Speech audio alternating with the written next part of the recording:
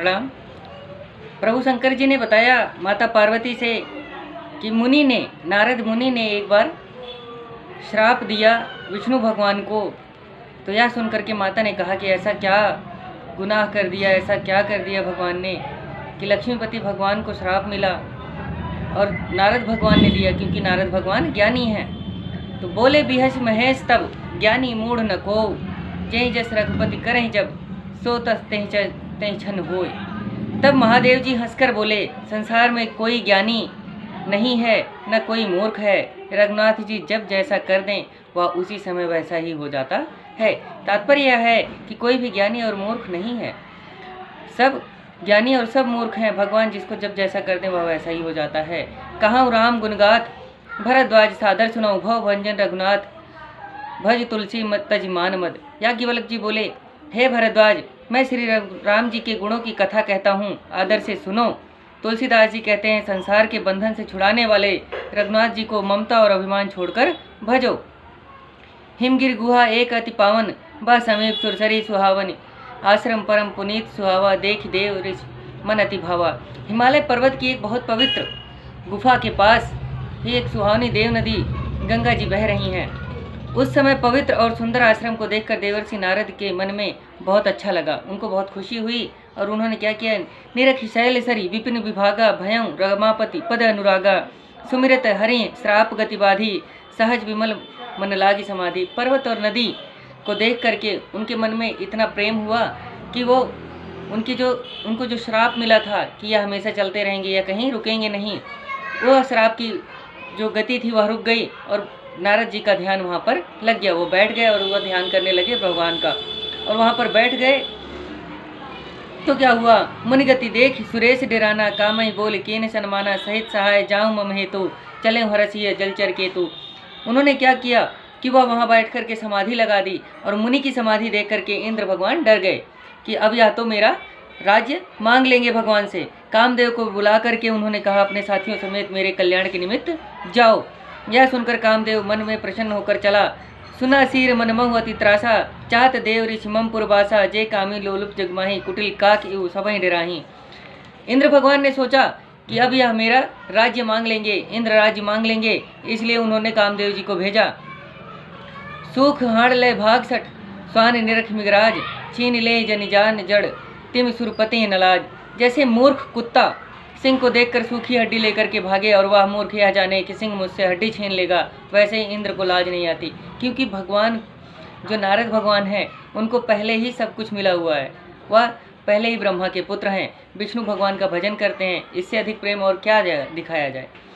फिर भी ऐसा सुरपति यानी इंद्र भगवान को लगा कि हम मेरा राज्य मांग लेंगे, इसीलिए इन्होंने समाधि लगाई है, तो इसलिए वह डर रहे हैं। जैसे मूर्ख कुत्ता सूखी हड्डी लेकर के भागे, कि किसी शेर को देख करके कोई कुत्ता अपनी सूखी हड्डी लेकर के भागे, जबकि शेर हमेशा शिकार करके खाता है। तो वैसे ही यहाँ पर यह प्रसंग आया है कि जैसे मूर्ख कुत्ता सूखी हड्डी लेकर के भागे, वैसे ही उन्होंने किया। तई आश्रमय मदन जब गयऊँ, निज माया बसंत निर्मयऊँ, कुष्मित विविध बिटप बहुरंगा, कूंजत कोकिल गुंजहि भृंगा। उस आश्रम में जब कामदेव गया तो वहाँ उसने अपनी माया के से वसंत ऋतु को प्रकट किया।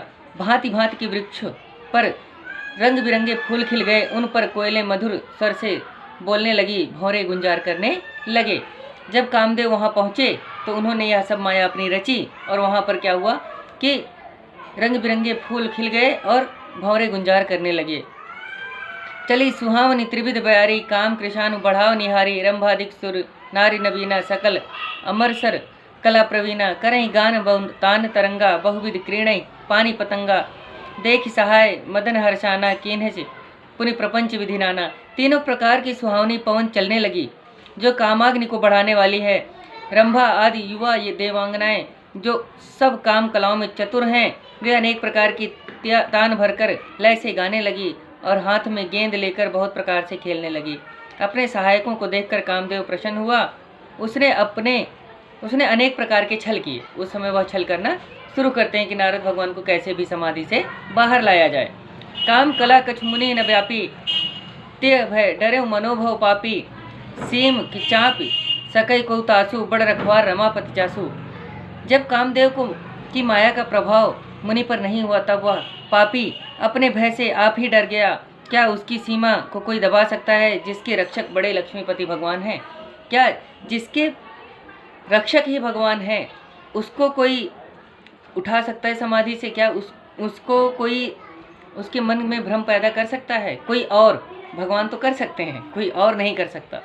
तो यही देख करके कामदेव डर गया मन में कि अरे मैं तो इनको जगाने आया था और इनकी समाधि भंग नहीं कर पा रहा हूँ, या किसी भी कला से, किसी भी डर से, किसी भी छल से नहीं उठ रहे हैं। सहित सहाय सभी तति मन हारी मन मैन गहे सिजाए मुनि चरण तब कई सुठी आरती बैन। वह अपने सहायकों समेत कामदेव ने बहुत ही डरकर मन में हार मानकर दीन वचन कहते हुए नारद जी के चरण पकड़ लिए। वह नारद भगवान के चरणों में जाकर के गिर पड़ा और उनसे कहा, भय उन नारद मन कछुरोषा कई प्रिय बचन काम परितोषा नाय चरण सिर आय सुपाई गयो मदन तब सहित सहाई। नारद भगवान ने मन में कुछ भी क्रोध न हुआ और मीठे वचन कहकर कामदेव को संतुष्ट किया। तब कामदेव अपने सहायकों सहित मुनि के चरणों में सिर नवाकर आज्ञा पाकर देवलोक को चला गया। अब यहाँ पर क्या हुआ कि नारद भगवान की समाधि लगी और उनको जो श्राप मिला था उसकी गति रुक गई और वह बैठे हैं समाधि में। तब कामदेव को भेजा गया, इंद्र भगवान ने कामदेव को भेजा। और अब क्या हुआ कि नारद भगवान बैठे हैं और कामदेव ने सारा कुछ कर लिया। इसके बावजूद जब कोई असर नहीं हुआ तो कामदेव उनसे प्रणाम करके, उनके चरणों में सिर नवा करके, उनसे क्षमा मांग करके वह चला गया, देवलोक को चले गए। ठीक है, इसी के साथ प्रभु श्री रामचंद्र जी की कथा में आप लोगों ने हमारा साथ दिया, आप लोगों ने हमें देखा, उसके लिए दिल से धन्यवाद। जय श्री राम।